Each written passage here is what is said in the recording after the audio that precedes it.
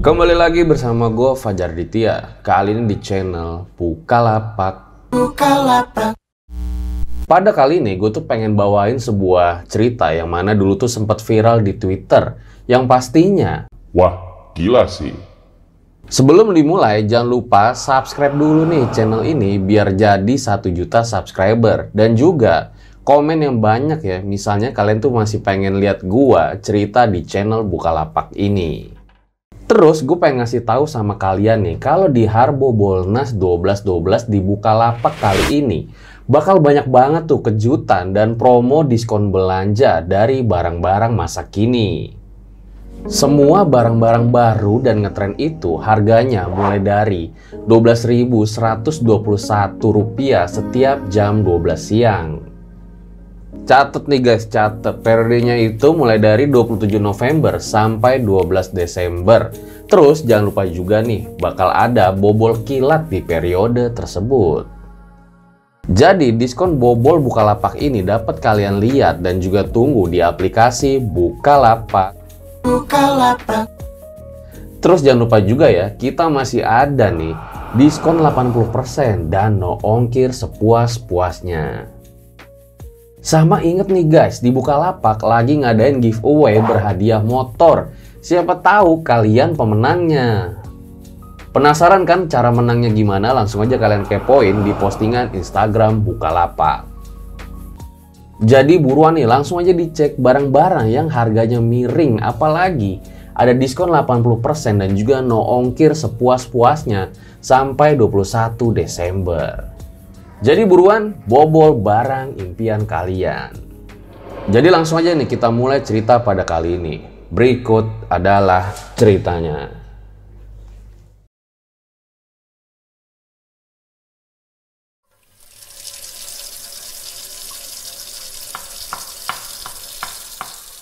Sore itu Ibu Sauda lagi masak-masak di dapur ya. Ditemenin sama anaknya Asep. Rencananya itu masakan buat makan malam nanti lah.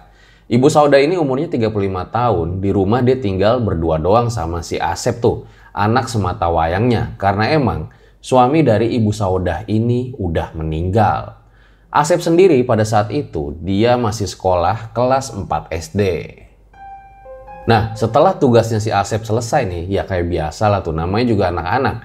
Asep langsung pergi keluar ke lapangan, main sama temen-temennya. Bu, Asep main dulu ya? Jangan kesorean ya pulangnya. Iya, Bu. Asep tinggal di desa kecil kayak di pelosok kota gitulah. Dimana kehidupan di desa itu masih sangat sederhana ya, khas pedesaan lah. Ditambah lagi di zaman itu ya masih belum ada gadget, makanya anak-anak itu kalau udah sore biasanya dia main bola di lapangan. Singkat cerita, sore ini semakin petang, Bu Sauda ini nggak tahu kenapa ya, firasat itu kayak gelisah gitu loh. Padahal ya nggak ada apa-apa juga pada saat itu. Tapi si Asep ini masih belum pulang juga. Bu Sauda terus nungguin tuh di teras rumah hingga azan maghrib pun tiba.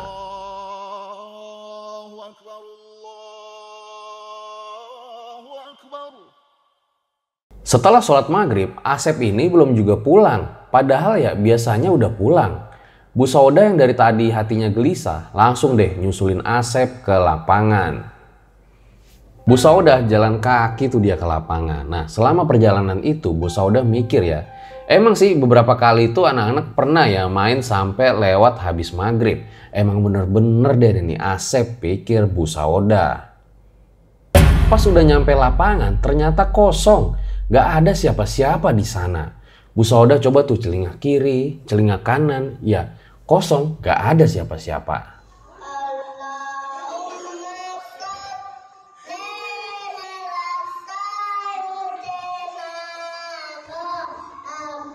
Gak lama Bu Sauda ini dengar ya kayak suara dari speaker masjid lah.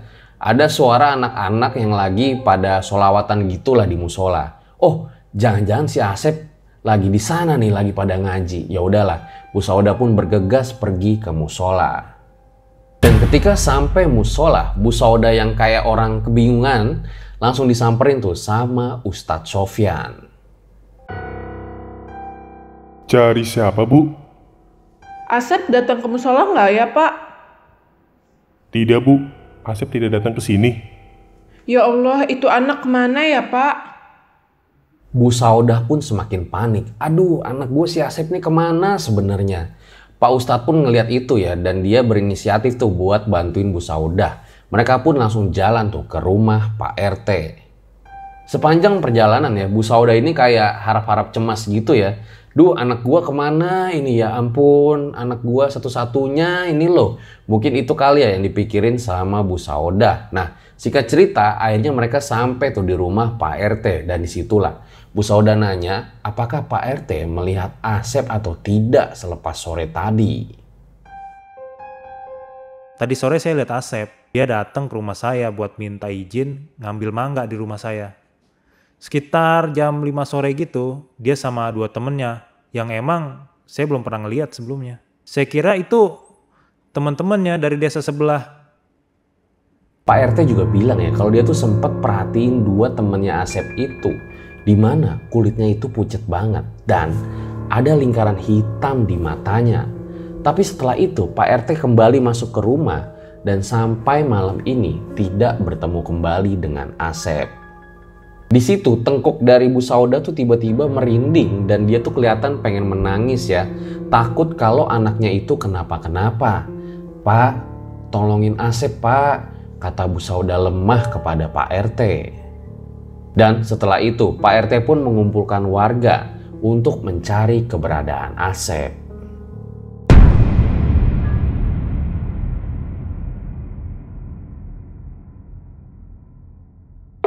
Asep! Asep! Asep, kamu di mana? Asep di mana? Asep! Asep! Asep! Malam itu warga mulai rame kumpul di depan pos ronda. Siap-siaplah nyari keberadaan Asep yang belum diketahui. Sebenarnya ini bocah kemana? Warga pergi tuh menyisir desa dengan bawa senter dan juga kentongan ya. Bu Saudah sendiri udah nggak diperbolehkan ikut tuh ya, khawatir lah dengan fisik dan juga mentalnya. Sep, Asep, kamu di mana le? Sep, Asep. Teriakan mereka tuh kayak saling bersautan gitu ya. Warga terus berpencar ke beberapa tempat nyari keberadaan Asep. Tapi hingga jam 1 dini hari ya, Pak RT dan warga pun memutuskan untuk pulang ke rumah masing-masing. Asep belum juga ketemu.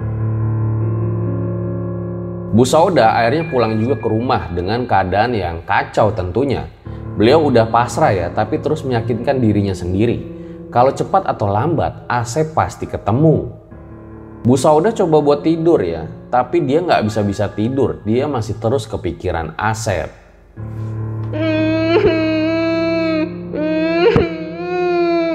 Asep, kamu di mana, Nak? Pagi datang, hari ini ada beberapa warga yang siap bantu Pak RT untuk nyari keberadaan Asep. Ya walaupun nggak sebanyak semalam ya, karena kan emang warga ini harus kerja di pagi harinya. Salah satu warga nih ngusulin Pak RT, Pak nggak coba ke Mbah Anom aja. Salah satu tetua lah di desa tersebut untuk ngebantu proses pencarian Asep. Ya udahlah, Pak RT pun setuju. Akhirnya Pak RT pergi tuh sama satu warga menuju rumah Mbah Anom.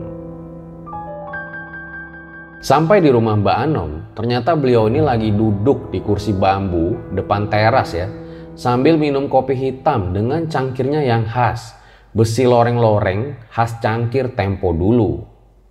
Pak RT pun langsung dipersilakan buat masuk tuh dan langsung lah nyeritain apa yang dialami oleh Asep. Mbah Anom ini mendengarkan sambil sesekali dia tuh kayak menjamin matanya dan mengerutkan keningnya.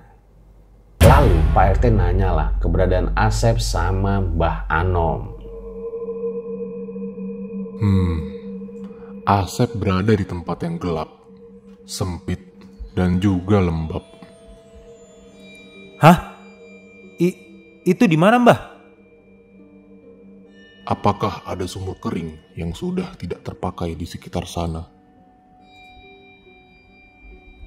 Oh iya ada, Mbah. Sumur itu letaknya di sebelah utara desa, dekat sama semak-semak.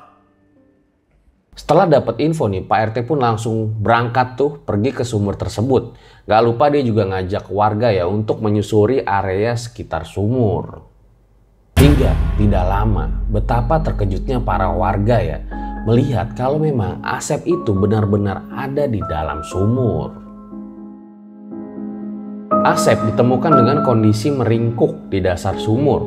Warga kaget dan langsung bahu-membahu buat ngangkat si Asep. Tubuhnya itu pucat dan sangat dingin, seperti tidak ada lagi aliran darah yang mengalir. Bu Sauda yang tahu akan hal itu langsung menerobos tuh kerumunan warga, dia nggak peduli.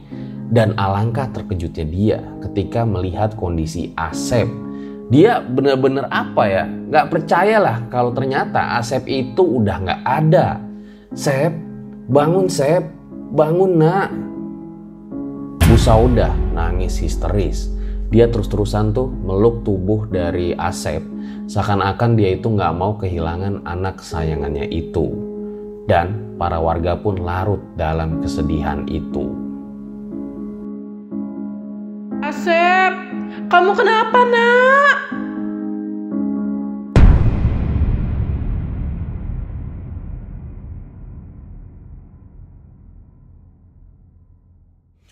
Siangnya warga ngebantu Bu Sauda tuh untuk ngurus jenazah dan juga proses pemakaman dari Asep ya. Dan semuanya itu berjalan lancar hingga di malam harinya tahlilan pun diadakan.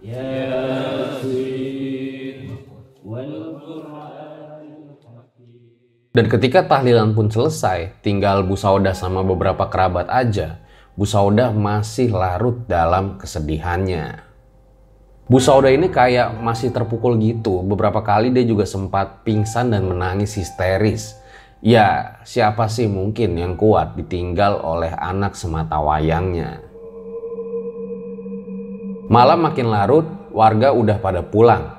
Bu Sauda coba untuk ngiklasin kepergian Asep, walaupun hatinya masih sakit. Karena kecapean, Bu Sauda pun tertidur. Dalam tidurnya, Bu Sauda ini bermimpi didatangi oleh Asep yang pakai baju dan celana persis dengan yang terakhir dia pakai. Ibu, aku takut. Suara Asep terdengar sangat gemetar. Sementara Bu Sauda hanya bisa menyaksikan Asep tanpa bisa berbuat apa-apa. Jadi Bu Sauda ini lagi ngimpi kalau dia didatangin Asep yang minta tolong. Kita lanjut lagi nih. Asep terlihat begitu ketakutan, wajahnya pucat, tubuhnya bergetar, dan Asep menangis. Ibu, tolong aku, Bu. Yang dikubur itu bukan aku. Tolong, Bu. Bu Sauda kaget ya, dia langsung bangun, keringet tuh banjirin tubuhnya, jantungnya deg-degan. Dia mikir ya, apa ya masuk mimpi tadi, yang dikubur bukan aku. Bu Sauda coba tuh buat nenangin dirinya ya, karena emang udah masuk waktu subuh. Dia pun langsung sholat subuh. Dan ketika pagi tiba nih, Bu Sauda coba ceritain mimpinya tuh ke kerabat-kerabat yang deket. Tapi ya kerabat itu bilang, udahlah Bu Sauda, sabar aja. Kerabat ini mungkin menganggap kalau Bu Sauda ini masih terpukul lah atas kepergian Asep. Tapi di hari berikutnya, Bu Sauda masih mengalami mimpi yang sama. Bu, tolong. Yang dikubur itu bukan aku. Bu Sauda lagi-lagi kebangun ya. Dia tuh kaget. Kok bisa-bisanya mimpi 2 hari berturut-turut, mimpi yang sama. Jangan-jangan ini beneran lagi. Ya udahlah, di pagi harinya tuh dia langsung berangkat temuin Pak RT. Tapi setelah diceritain nih sama Bu Sauda, Pak RT itu cuman bilang, udahlah Bu, diikhlaskan saja kepergian Asep. Biar nanti Asepnya itu tenang di sana. Nah kalau masalah mimpi, mungkin itu hanya kebetulan saja Bu. Oh iya juga kali ya, Bu Sauda di situ mikir tuh sama omongan Pak RT. Apa mungkin karena dia masih belum ikhlas? Ya udahlah, Bu Sauda balik lagi ke rumah. Hingga malam pun kembali tiba. Sayangnya di hari keempat, kelima, keenam, Bu Sauda masih memimpikan hal yang sama, mimpi tentang Asep. Bu, tolong aku, Bu. Yang dikubur itu bukan aku. Di hari itu juga Bu Sauda langsung pergi itu ke rumah Pak RT. Dia mendesak agar Pak RT tuh mau gali kuburan si Asep ya. Ya karena aneh aja. Masa kebetulan bisa mimpi Asep 6 hari berturut-turut. Tapi ya lagi-lagi Pak RT tuh masih kekeh gitulah. Dia bilang kalau itu tuh cuman mimpi belaka. Hingga di hari ke-7 lagi-lagi Bu Sauda mimpi yang sama. Dia lihat Asep itu kayak orang ketakutan. Ya udahlah, Bu Sauda langsung tuh nyamperin Pak RT lagi. Pak RT, tolong. Saya yakin ini bukan hanya bunga tidur, tapi saya yakin ada maksud tertentu dari mimpi yang saya alami.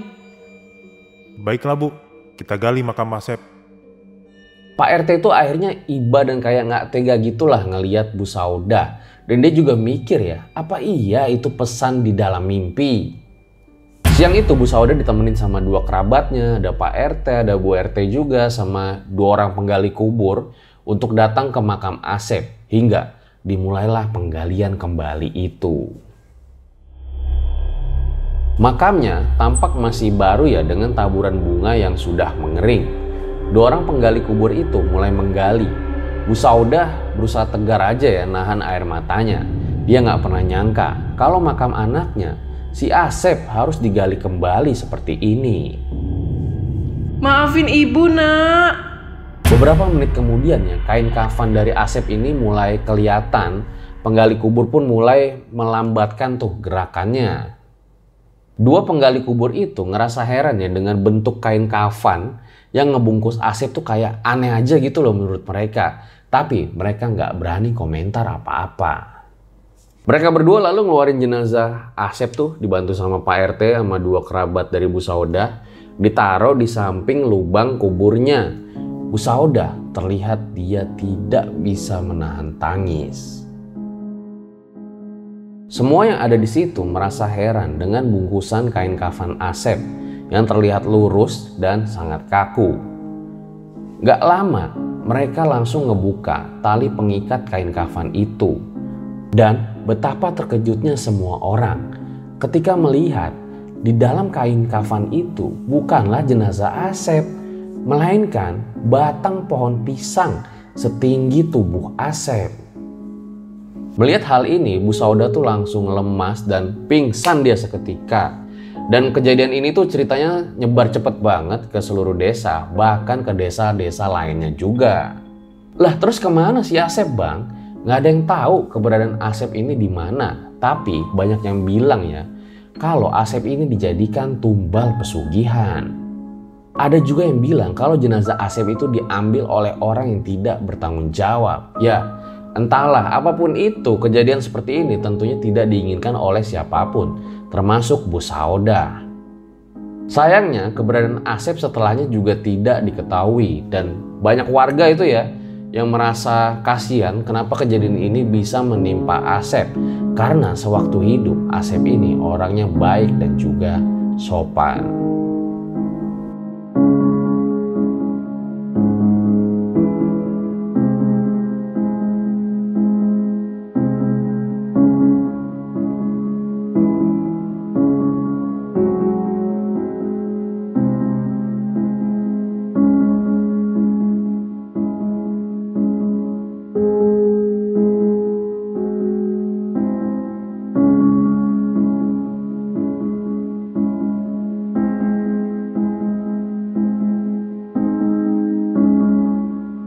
Itu dia guys, sebuah cerita dari Bu Sauda di mana masih jadi misteri ya keberadaan dari anaknya Asep. Dan ini juga jadi pengingat buat kita ya kalau misalnya punya kerabat terus juga keluarga, kalau anaknya emang belum dewasa ya lebih waspada lagi.